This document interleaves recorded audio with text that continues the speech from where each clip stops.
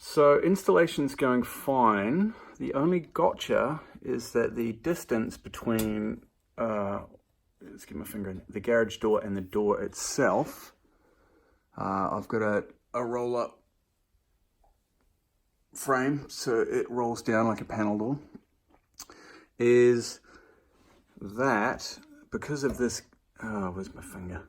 Because of this gap, the to get the magnets close enough in the background there, you can see that basically that's hitting into the frame. So I've thought of a way probably to pretty much get around that, no problem. There is a greater distance in the magnet, but because they have the 2 screw holes, you just swap that screw to that and then I can push that back in. And then what I might do is flip this bracket at the base around so that the bigger side is facing inward, so I've got more stability on the door. I hope that made sense. Ask questions if it didn't.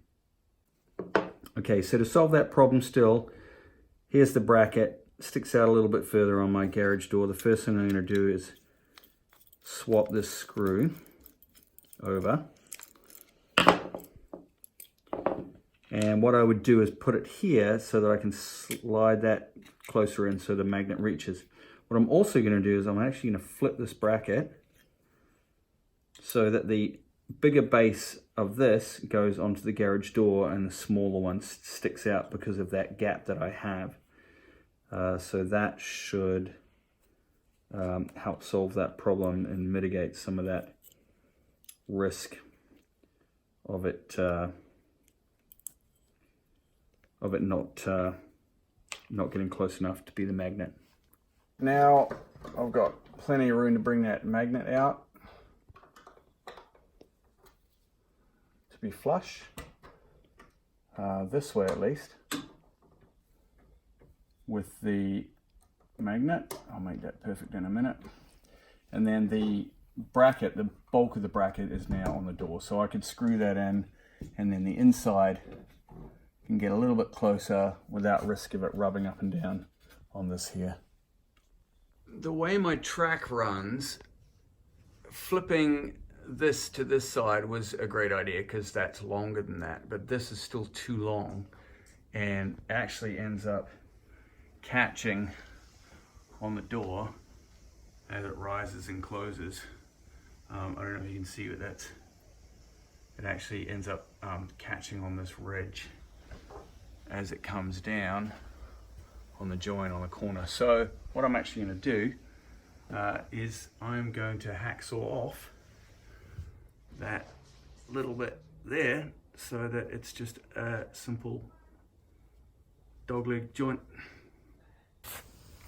So all I've done, and credit to Tailwind for putting good steel on, I appreciate that this creates a great bench strength so that this will stand straight, but my garage door is not that vigorous. So what I've done is I've just sheared in slightly under this. I'm just going to take off about 5 mil or so, and I'll just rasp this down so that it's not dangerous, because that's quite sharp, and that should mean it just doesn't catch on my door rail anymore. So I'm a commitment phobe, so I've actually used double-sided tape, outdoor double-sided tape on this at the moment, which, you know, I've used for lots of things like my Ring doorbell, which is incredibly strong. So I don't have any problems with that holding up. You know, if it works out and I feel like I need it, then no problem screwing this into here. And then if you look underneath into that gap, you can see I've just taken that nib off just a little bit so it's a bit more flush with the door, and with the bracket pushed over now I've got pretty good magnet depth, and I've just got to unscrew this and pull it out a couple of mil, and fantastic. Now it's time to run the wiring from the Tailwind up and to the unit.